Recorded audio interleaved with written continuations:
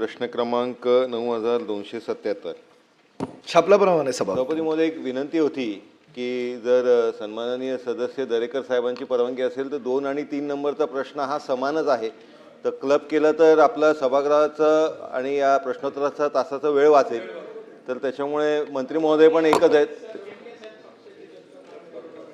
दोन्ही प्रश्न एकत्र. सभापती दोन्ही महोदय प्रश्नाच्या स्कोपच्या अंतर्गतच प्रश्न, याच्यापेक्षा तिसरा विचारू नये. जी सभापती महोदय, 9 एप्रिलला सकाळी 6:15 वाजता निघालेली जी बस आहे ती किरमिरा परिसरात अचानक बंद पडली. मात्र पर्यायी व्यवस्था उशिरा झाली, प्रवाशांना दीर्घकाळ त्या तिकडे प्रतीक्षा करावी लागली. सभापती महोदय, विशेष म्हणजे दुसऱ्या दिवशी हीच बस बापूगाव रूटवर होती आणि ती त्या तिकडे बंद पडली. त्याच्यामध्ये त्या तिकडे सभापती महोदय गंभीर बाब म्हणजे एक गर्भवती महिला ही सोनोग्राफी करून परत येत होती, तिला त्या तिकडे उभं राहायला लागलं, बराच वेळ वाट बघावं लागलं. बरेचशा विद्यार्थ्यांना पायपीट करत घरी जावं लागलं. सभापती महोदय, वारंवार तांत्रिक बिघाड होणाऱ्या या जुन्या बसमुळे प्रवाशांचे हाल होत आहेत. दुर्गम भागामध्ये पण ST पोहोचेल ही अपेक्षा सर्वांची आहे. सन्माननीय मंत्री महोदयांनी सभागृहामध्येच अशाच एका प्रश्नाच्या संदर्भात उत्तर देताना सांगितलं की जिकडे ST आहे त्या तिकडे ST पोचणारच. तर सभापती महोदय, माझे स्पेसिफिक काही प्रश्न आहेत की देखभाल आणि दुरुस्ती या बाबतीत ज्यांनी दुर्लक्ष केले आहे यांच्यावरती विभाग चौकशी करणार का आणि चौकशीअंती कारवाई करणार का, आणि नवीन दर्जेदार बसेस आपण तात्काळ या जिल्ह्यामध्ये उपलब्ध करून देणार का? सन्माननीय सदस्य श्री निरंजन डावखरे यांनी या संदर्भात प्रश्न उपस्थित केला आहे. प्रामुख्यानं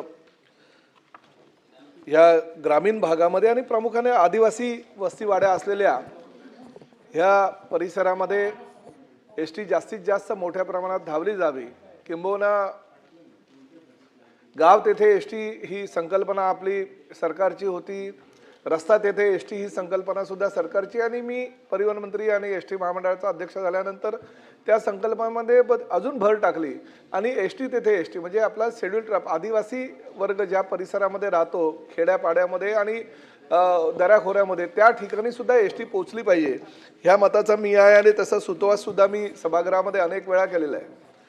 सभापती महोदय, ही वस्तुस्थिती आहे.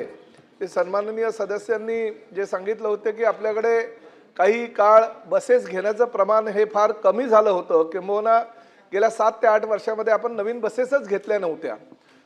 त्यावेळेस शासनाला असं वाटलं की नवीन इलेक्ट्रिक बस आपण घेतल्यानंतर त्या बसेसची आवश्यकता भासणार नाही, परंतु इलेक्ट्रिक बसेसचं उत्पादन हे राज्यामध्ये फार कमी प्रमाणात होत असल्या कारणानं आपण परत डिझेल बसेस घेण्यावर आपला कल दिला. तुम्हाला म्हणजे चौथा प्रश्न ऍड करायचा का याच्यात?